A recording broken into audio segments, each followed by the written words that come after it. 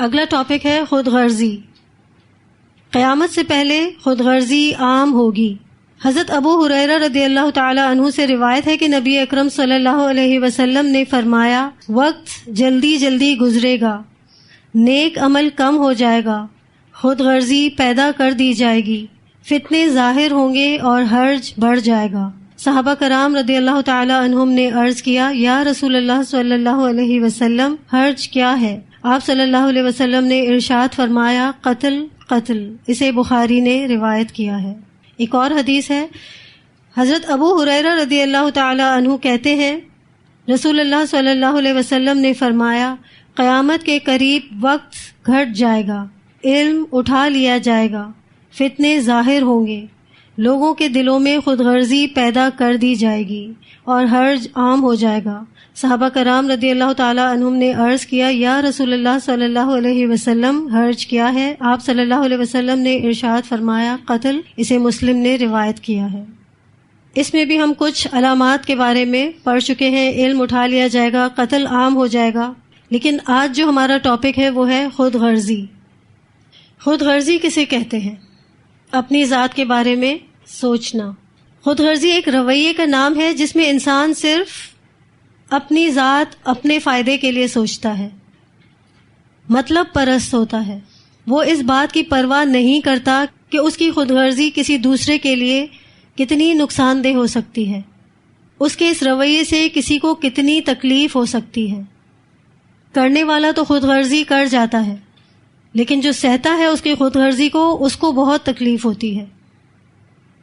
اس دنیا میں کچھ لوگ ہوتے ہیں جو صرف اپنے بارے میں پریشان رہتے ہیں، اپنے بچوں کے بارے میں، اپنی صحت کے بارے میں، صرف اپنے دین کے بارے میں، اپنے فیوچر کے بارے میں، یعنی صرف اور صرف اپنی ہی فکر میں رہتے ہیں.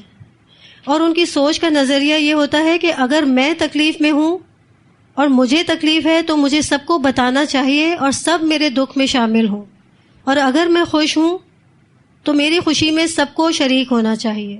لیکن جب کسی اور کا موقع آتا ہے تو وہ اس بات کی ہرگز پرواہ نہیں کرتا. بس وہ اپنے مفاد کا ہوتا ہے کہ میرے دکھ اور میری خوشی میں سب میرے ساتھ رہے، لیکن کسی اور کے دکھ کی اس کو پرواہ نہیں ہوتی، کسی اور کی خوشی کی اس کو ہرگز پرواہ نہیں ہوتی.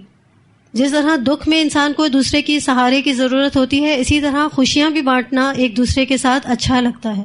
لیکن جب کسی کی خوشی کا موقع آتا ہے تو ہم اتنے خود غرض ہو جاتے ہیں کہ ہمارے پاس کوئی نہ کوئی بہانہ موجود ہوتا ہے. سب سے بڑا بہانہ تو وقت نہیں ہے.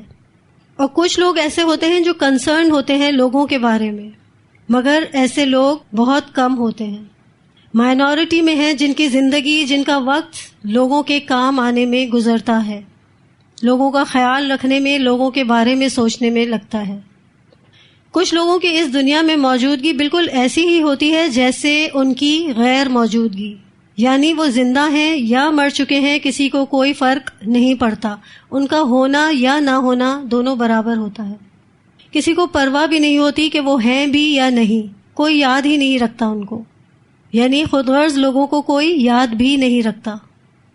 لیکن کچھ لوگ جو اپنی قبروں میں ہوتے ہیں اور دنیا کے لوگ ان سے پھر بھی فائدہ اٹھا رہے ہوتے ہیں، ان کے اس علم کی وجہ سے جو وہ اس دنیا میں بانٹ کر گئے ہوتے ہیں، ان کے اس اخلاق کی وجہ سے جو وہ لوگوں کے درمیان چھوڑ گئے ہوتے ہیں. لوگ ان کو ان کی قبروں میں جانے کے بعد بھی یاد رکھتے ہیں. اللہ ہمیں ان لوگوں میں شامل کرے جو دوسروں کے لیے جینا جانتے ہیں، جو دوسروں کے فائدے کے ہوتے ہیں، جو خود غرض نہیں ہوتے. بعض لوگوں کی فطرت میں، نیچر میں یہ چیز شامل ہو جاتی ہے، خود غرضی، یعنی اپنے آپ کو ہر بار صحیح سمجھتے ہیں، اپنے آپ کو آگے کرنا، دوسروں کو پیچھے کرنا. رسول اللہ صلی اللہ علیہ وسلم نے ان تمام باتوں کا خلاصہ کرتے ہوئے ایک بہت خوبصورت بات ہمیں بتائی ہے. صحیح الجامع کی یہ روایت ہے. آپ صلی اللہ علیہ وسلم نے فرمایا، اللہ تعالیٰ کے ہاں سب سے بہترین لوگ وہ ہیں جو لوگوں کو نفع پہنچاتے ہیں، اور اللہ تعالیٰ کو اعمال میں سے ایسے اعمال سب سے زیادہ پسند ہے کہ کسی مسلمان کے دل میں خوشی کو ڈالنا، اس کی مصیبتوں کو دور کرنا، اس کا قرض معاف کر دینا، اس کی بھوک مٹا دینا. اور پسندیدہ لوگ یا بہترین لوگ کون ہیں؟ جو لوگوں کو نفع پہنچاتے ہیں. پھر آپ صلی اللہ علیہ وسلم نے فرمایا مجھے پسند ہے کہ میں اپنے بھائی کے کام کے لیے اس کے ساتھ چلوں. یہ نہیں کہا کہ اس کا کام کروا دوں، کہا کہ میں اپنے بھائی کے کام کے لیے اس کے ساتھ چلوں. یہ کام اس سے بہتر ہے کہ میں مسجد میں 1 ماہ کے اعتکاف کے لیے بیٹھوں. 1 ماہ کے اعتکاف کے لیے بیٹھنے سے زیادہ آپ صلی اللہ علیہ وسلم کو یہ بات پسند تھی کہ کسی بھائی کی مدد کے لیے وہ اس کے ساتھ چلے. اور پھر فرمایا جو اپنے غصے کو پیے گا اللہ تعالیٰ اس کی کمی کوتاہیوں کو چھپا دے گا، اور جو اپنے غصے پر قابو پائے گا اس وقت جب وہ غصہ نکالنے پر قدرت رکھتا تھا، یعنی اپنے ماتحتوں پر، غریبوں پر اور ملازموں پر غصہ نکالنے کی قدرت رکھتا تھا، اس وقت وہ اپنے غصے کو پی جائے گا تو اللہ تعالیٰ اس کے دل کو ثابت قدمی عطا کریں گے قیامت کے دن.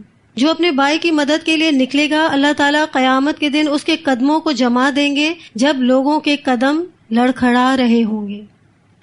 اب آپ مجھے بتائیے کہ یہ حدیث میں نے یہاں کیوں بتائی، کیا لنک ہے اس کا خود غرضی سے؟ ٹھیک کہا آپ نے، یہ حدیث بتانے کا یہ مقصد تھا کہ جو لوگ خود غرض ہوں گے وہ ان اعمال کی طرف توجہ نہیں دیتے، نہ وہ لوگوں کے نفع کے لیے کوئی کام کرتے ہیں، نہ لوگوں کی مدد کا کوئی کام کرتے ہیں، وہ صرف اور صرف اپنے ذاتی مفاد کے ہوتے ہیں. اور جو خود غرض نہیں ہوگا اسی کی توجہ ان تمام کاموں کی طرف ہوگی جو لوگوں کے فائدے کے بھی ہوں گے، لوگوں کی بھوک کو بھی مٹائیں گے، لوگوں کے ساتھ آسان معاملہ بھی کریں گے اور ان کے دل میں خوشی ڈالیں گے، یعنی ان کے ساتھ ایسے معاملات رکھیں گے کہ وہ آپ کے ساتھ رہنا پسند کریں، وہ آپ کے ساتھ خوش رہیں. اب یہاں پر جو بات آپ صلی اللہ علیہ وسلم نے فرمائی تھی کہ 1 ماہ کے اعتکاف سے بھی زیادہ پسند کرتے ہیں اس بات کو کہ کسی کی مدد کے لیے اس کے ساتھ چلیں. آج ہمارے پاس اس کے لیے وقت نہیں ہے. ہم کہتے ہیں ہمارا ٹائم ہمارا ہے، ہم کیسے کسی کی مدد کے لیے نکل سکتے ہیں؟ ہم پوچھتے تک بھی نہیں کہ کس کو کس چیز کی ضرورت ہے اور کون اس وقت کتنا پریشان ہے. ہم صرف اپنے ذات پر غور کرتے ہیں. کیا یہ خود غرضی نہ ہوئی؟ آپ صلی اللہ علیہ وسلم کی عبادات کو امیجن کیجئے کہ انہوں نے کیا کہا کہ اعتکاف سے بھی زیادہ پسند ہے. وہ کیسا اعتکاف کرتے ہوں گے، کیسی ان کی نمازیں ہوں گی، کیسے ان کے صدقات ہوں گے، کیسا ان کا اللہ سے قرب ہوگا. ہم اعتکاف کرنے والوں پر تو رشک کرتے ہیں اور ان پر تو اس لیے رشک کرتے ہیں کہ کیسی انہوں نے عبادت کی، پورا مہینہ اعتکاف میں رہے، ان پر تو رشک کرتے ہیں، لیکن جو اپنے بھائی کی مدد کے لیے نکلے اس بات کو اہمیت نہیں دیتے. ہم اس عمل کو اتنا بڑا کب سمجھتے ہیں؟ نو ڈاؤٹ کہ اعتکاف کرنا، نمازیں پڑھنا، صدقات کرنا یہ اپنی جگہ بہت امپورٹنٹ ہے. ایسا نہیں ہے کہ اگر ہم کسی کی مدد کے لیے نکلتے ہیں تو ان تمام چیزوں کو نیگلیکٹ کر لیں. اپنی عبادات پر فوکس کرنا تو لازمی ہے، لیکن اگر صرف انہی چیزوں پر فوکس ہے تو پھر یہ خود غرضی ہے. خود غرض انسان صرف اپنی بھلائی سوچتا ہے، اور یہ جو عبادات ہیں یہ ہماری ذاتی عبادات ہیں، یہ صرف اور صرف ہماری بھلائی کے لیے ہے.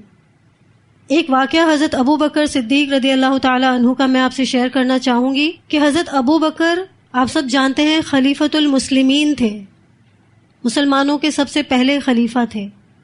ان کے بارے میں آتا ہے کہ یہ ایک بوڑھی عورت کی کس طرح سے مدد کیا کرتے تھے. اس کے بارے میں آتا ہے کہ رات کے پہر یعنی تہجد کے وقت اٹھ کر جایا کرتے تھے اس عورت کے حجرے میں، اور یہ ان کا روزانہ کا معمول تھا. حضرت عمر جو ہے وہ آپ جانتے ہیں کہ وہ ان کو کھوج میں رہتے تھے کہ ابو بکر کی نیکیاں ایسی کیا ہے.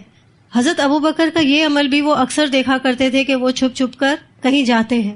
حضرت عمر کو شک ہوا کہ یہ کہاں جاتے ہیں، میں ان کا پیچھا کروں. ایک رات حضرت عمر ان کے پیچھے گئے اور دیکھا کہ وہ ایک حجرے میں جاتے ہیں. حضرت ابو بکر ایک حجرے میں جاتے ہیں اور تھوڑی دیر وہاں ٹھہر کر اور باہر آتے ہیں، جب تک حضرت عمر باہر ان کا انتظار کرتے ہیں.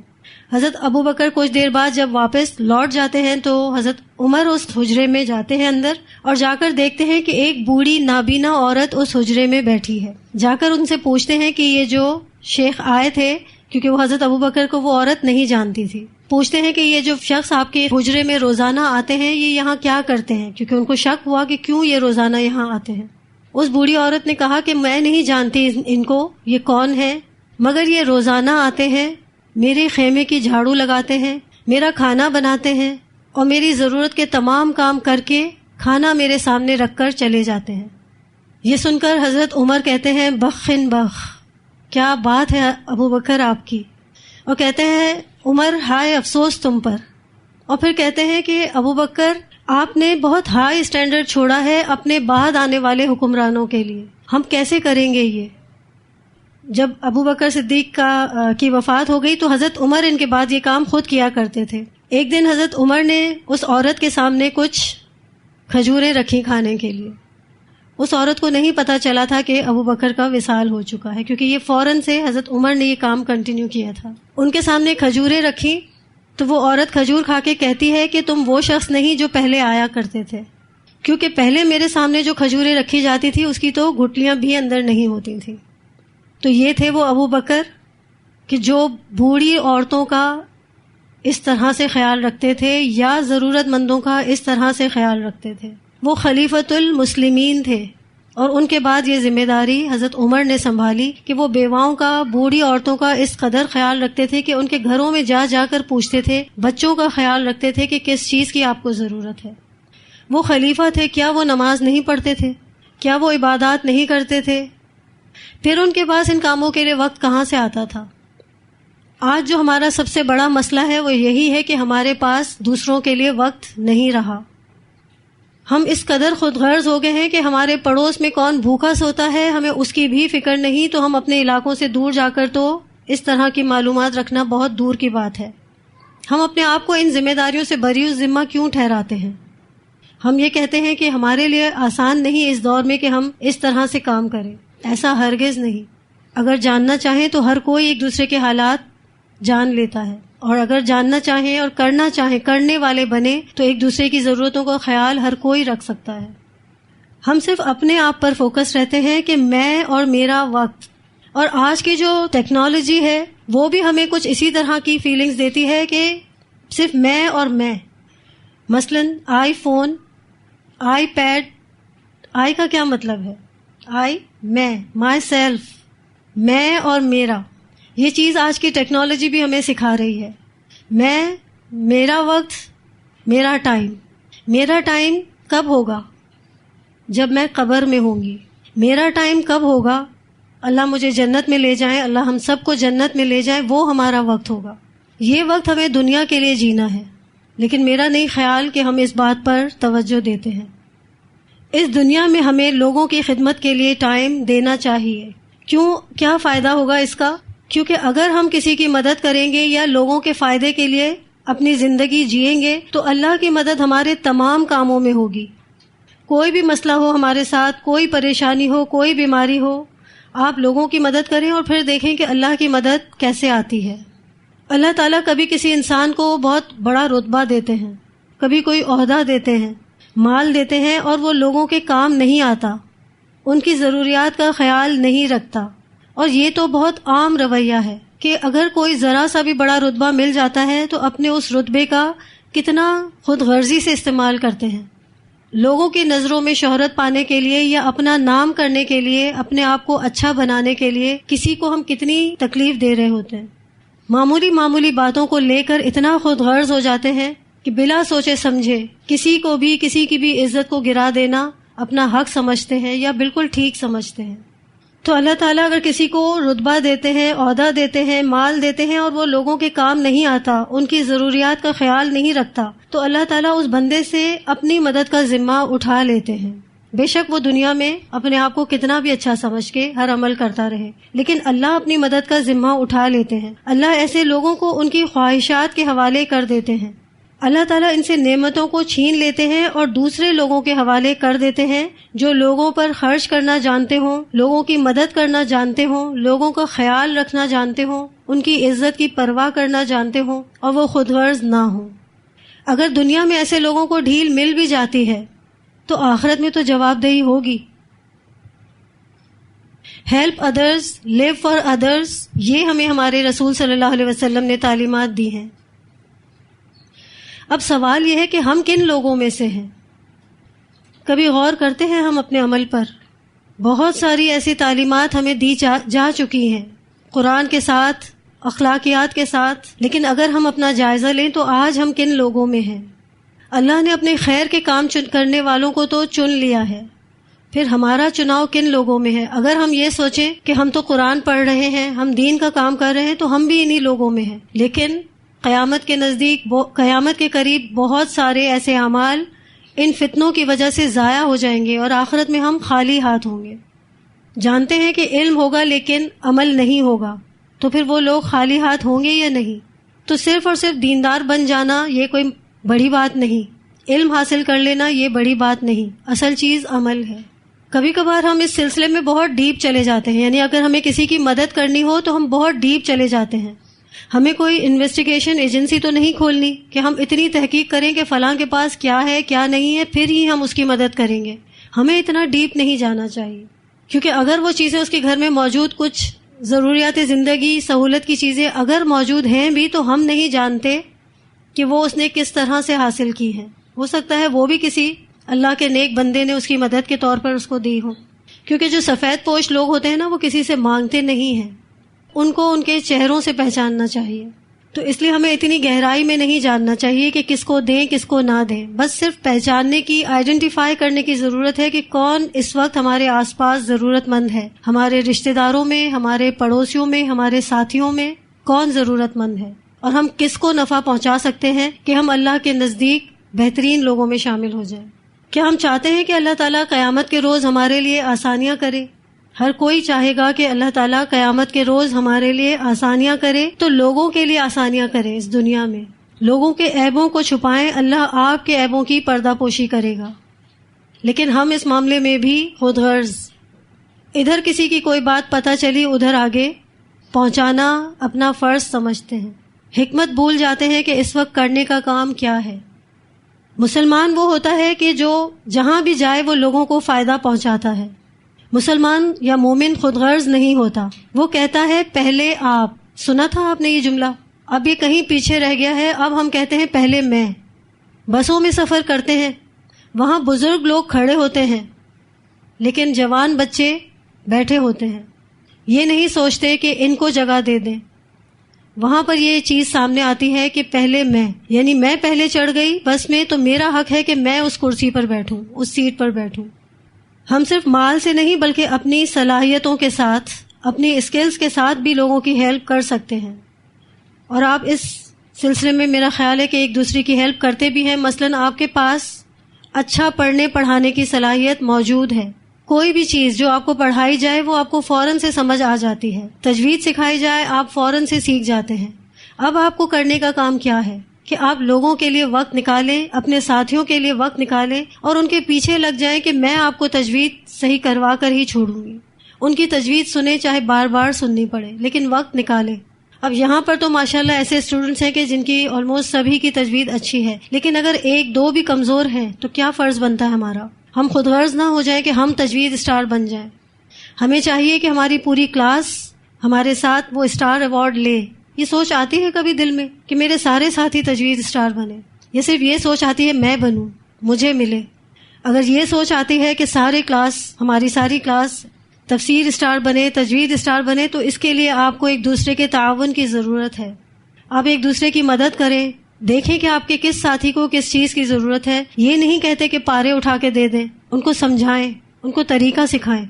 ابھی آپ لوگوں نے ریسنٹلی سورہ کہف کا ایک اسائنمنٹ کیا ہے کہ جس میں آپ لوگوں کو تعلیم دینی تھی سورہ کہف کی.